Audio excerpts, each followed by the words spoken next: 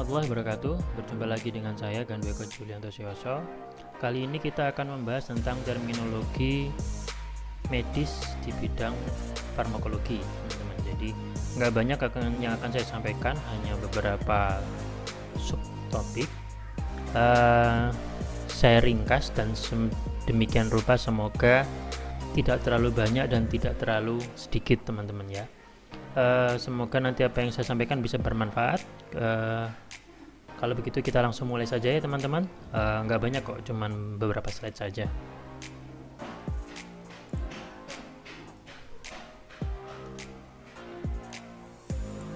Nah, kita akan mempelajari tentang pertama farmakokinetik, kedua farmakodinamik, ketiga routes of administration atau rute pemberian obat, yang keempat adalah pharmacology abbreviations. Nanti beberapa singkatan akan saya tampilkan.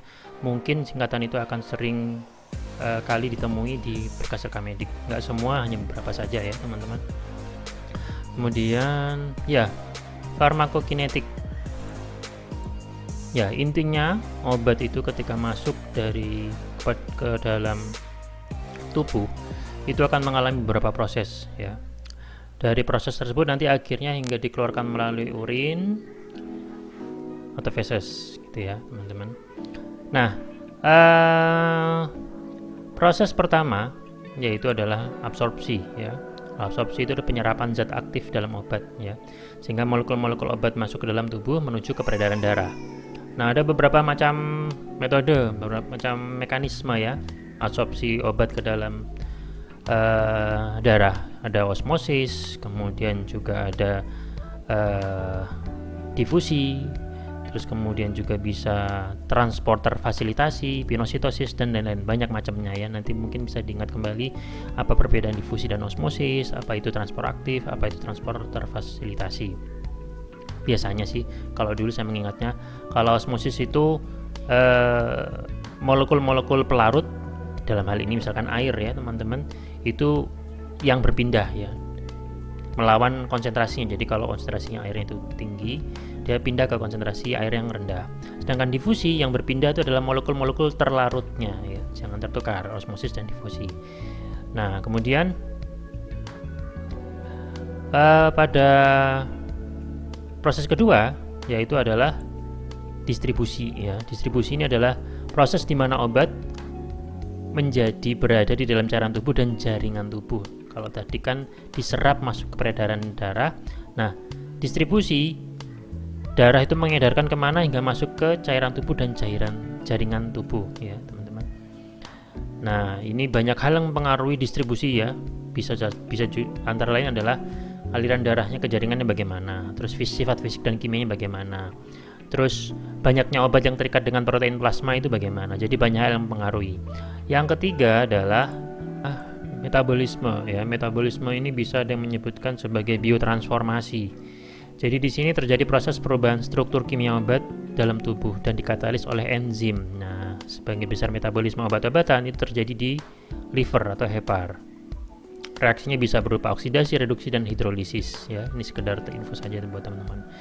Kemudian yang proses berikutnya adalah ekskresi. Ketutupannya itu ekskresi ya itu teman. Jadi proses pengeluaran sisa-sisa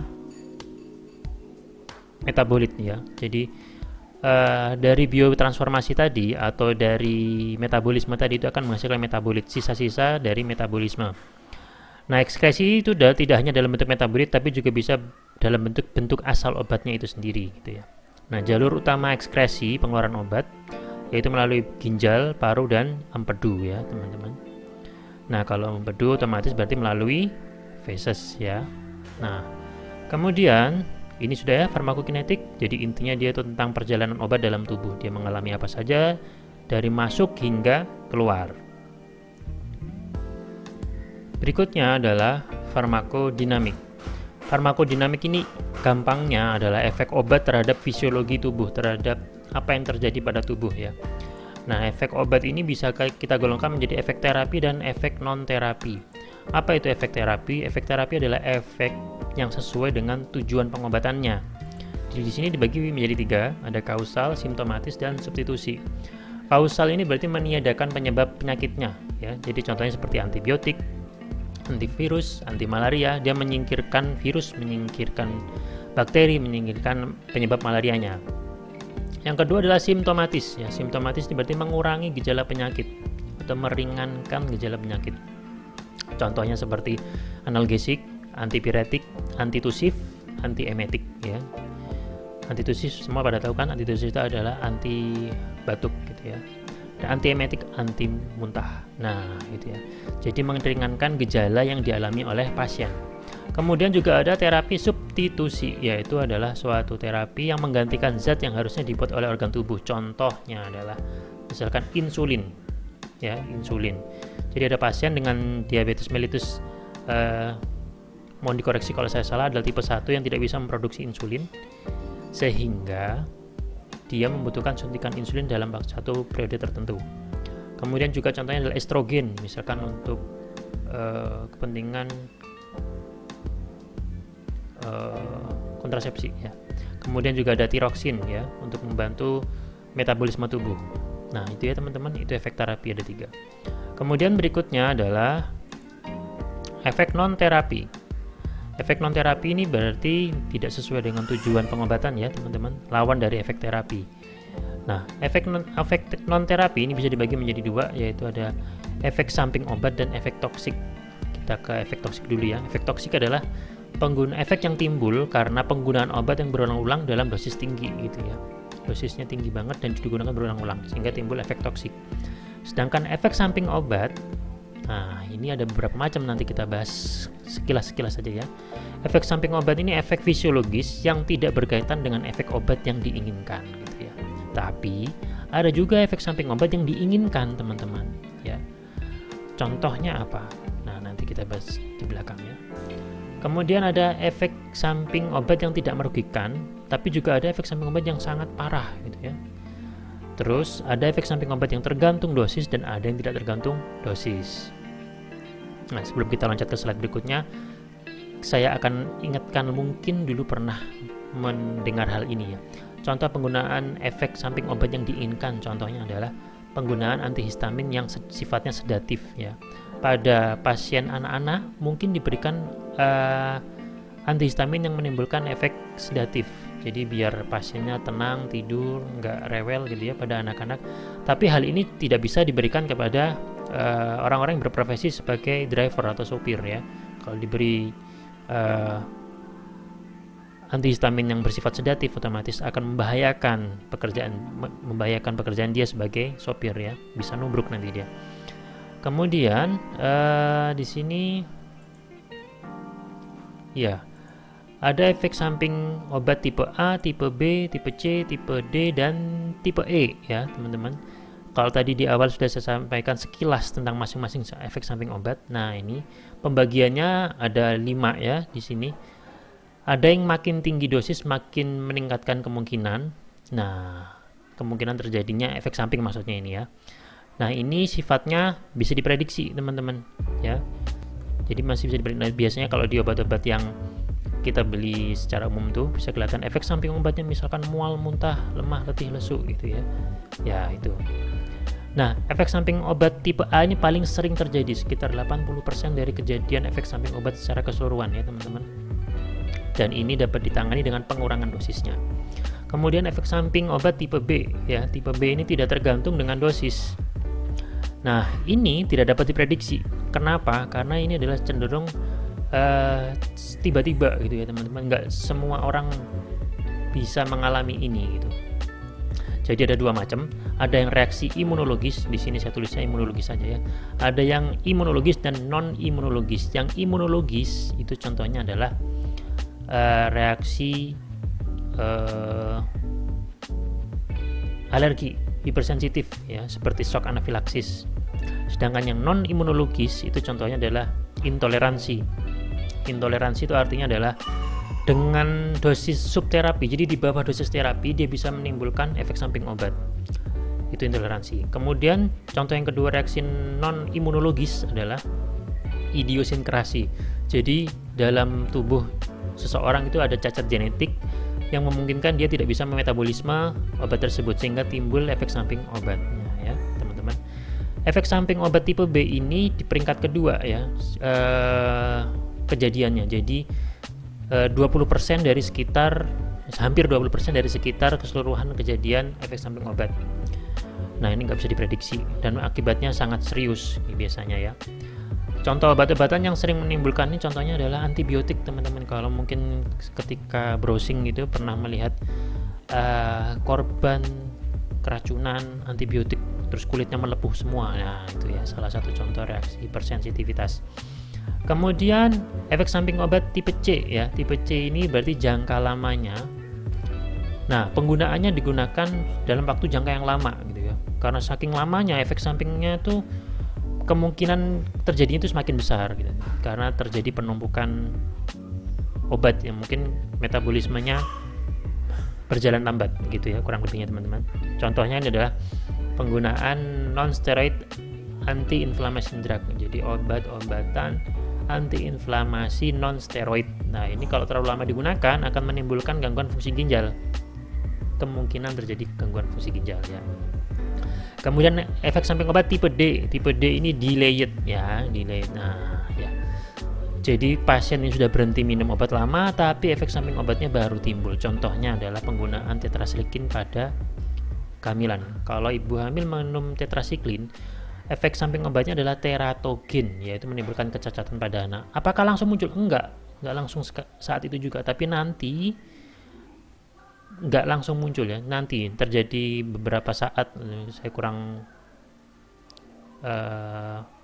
mengenai berapa waktunya, cuman tidak waktu itu. Beda dengan yang tipe B. Tipe B itu langsung waktu itu ya, teman-teman. Langsung saat itu juga terjadi reaksi hipersensitivitas. Kalau tipe D itu tertunda. Terakhir, efek samping obat tipe E ini adalah penggunaannya jangka panjang lalu tiba-tiba berhenti. Ya, contohnya adalah kortikosteroid, teman-teman ya. Hati-hati menggunakan kortikosteroid ya.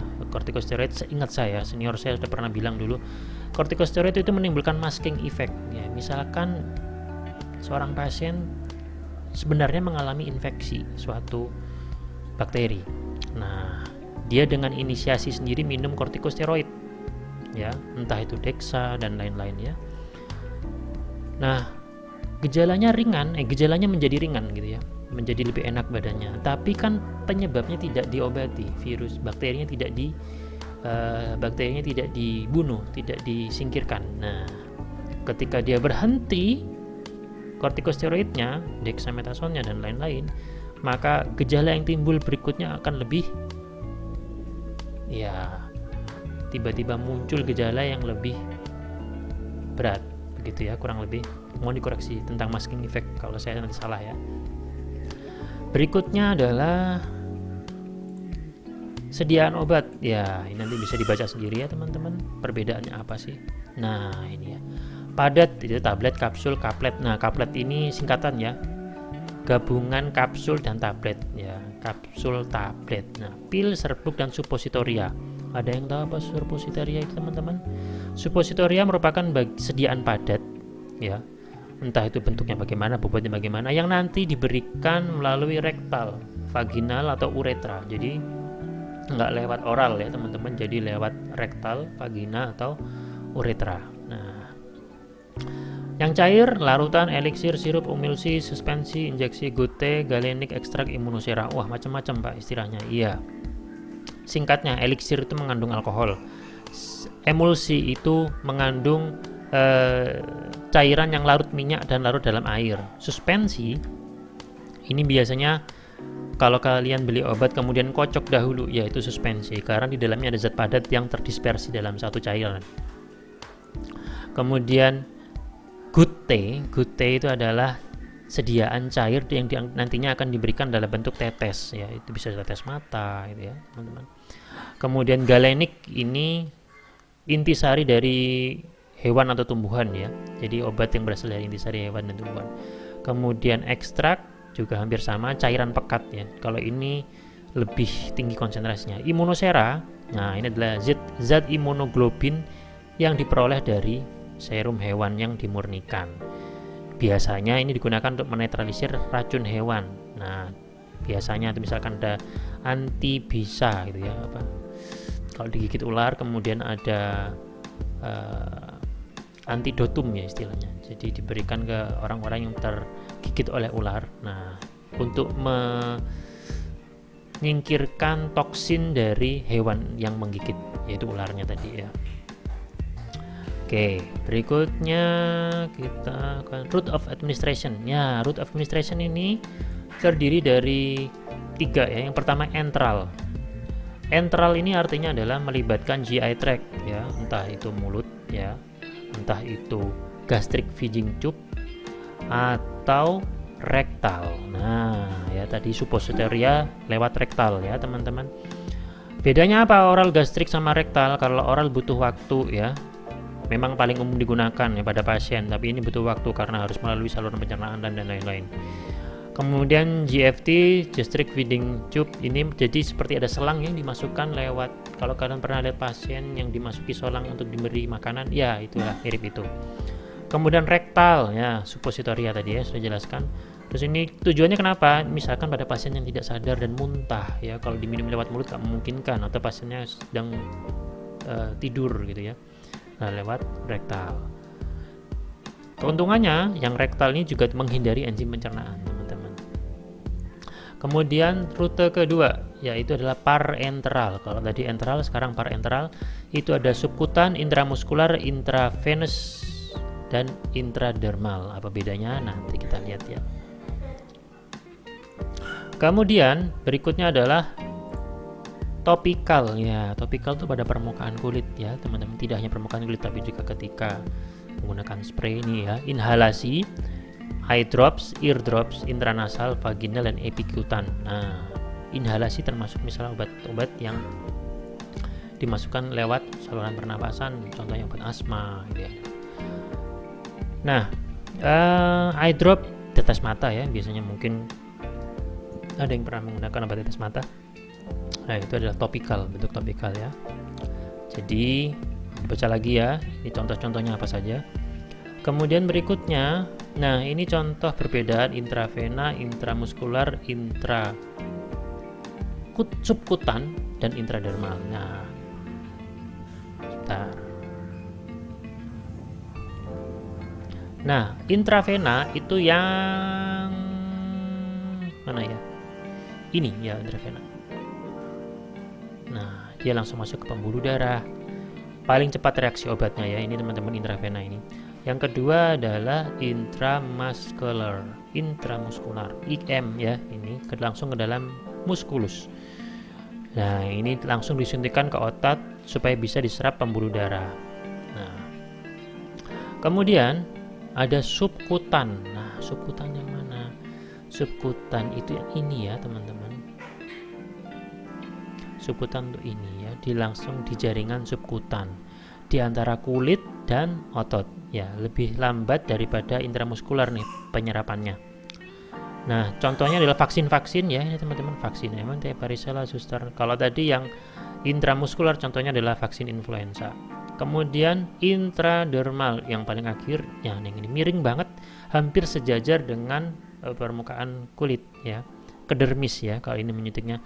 Nah, ini paling lama penyerapannya. Biasanya ini digunakan untuk tes sensitivitas obat ya. Kalau misalkan di rumah sakit kalian akan disuntik obat-obatan, kalian dites dulu tuh di sini di permukaan kulit kalian, terus kemudian dilingkari. Nah, ini itu alergi apa enggak ya, itu. Kemudian tes anestesi lokal dan juga tes tuberkulin. Nah, tes tuberkulin itu apa? Nanti silahkan dicari sendiri ya, teman-teman. Kemudian berikutnya adalah ya beberapa istilah farmakologi. Nah, di sini saya langsung cantumkan singkatannya dengan artinya ya. Pulveres, puyer, QTT ini tadi ya sudah saya jelaskan, tetes ya. Suppositoria tadi apa sudah ada, sirup inhaler itu yang disemprotkan ya, seperti obat asma. Nebulizer ini yang kita pakai sungkup. Nah, nanti ada uapnya tuh, biasanya begitu. Krim, salep, pocio, obat kocok dan injeksi. Ya, nanti dilihat dan dibaca lagi ya, teman-teman ini. Kemudian, nah ini adalah yang paling atas. Kalau tadi itu sediaan ya, slide sebelumnya yang sediaan ini tentang paling atas adalah berapa kali sih diberikan dalam sehari ya. Kalau ini DTD, ini harusnya saya beri spasi lagi ya. DTD ini misalkan dokter itu memberikan sekian dosis, sekian kapsul dibagikan dalam berapa dosis gitu ya. Biasanya ada nih di awal-awal tulis prosepan. Nah, TDD ini 3 kali sehari terdedi. Udah saya potong baca gimana? Terdidai. BDD 2 kali sehari, QDD 4 kali sehari, 1DD itu 1 kali sehari. Tapi tidak menutup kemungkinan teman-teman penulisannya bisa langsung 3DD, 2DD gitu ya, 3DD, 4DD. Tapi kalau yang mungkin ada yang menemui 3DD, 4DD juga nggak salah sih ya, karena ini 1DD juga 1 kali sehari. Berikutnya adalah ini, kapan minumnya ya teman-teman. Nah, C ini adalah koenam atau makan ya. Ante koenam sebelum makan, durante koenam saat makan, post koenam sesudah makan. HS hora somno sebelum tidur. Nah ya. Nah, ada juga obat yang diberikan dengan perlakuan khusus ya, misalkan Signa usus cognitus SUC, pakailah seperlunya. SUE Signa usus externus, pakailah bagian luar dari badan. Nah, jadi biasanya pada obat-obatan topikal yang jangan sampai terkena bagian dalam tubuh, biasanya ada tulisan SUE, pakailah pada bagian luar tubuh ya. Kemudian ya itu saja yang bisa saya sampaikan ya teman-teman. Semoga bermanfaat, semoga apa yang saya sampaikan jelas, ringkas dan padat. Kalau ada ya hal yang masih kurang jelas bisa ditanyakan, kita diskusikan lebih lanjut. Kurang lebihnya mohon maaf. Wassalamualaikum warahmatullahi wabarakatuh.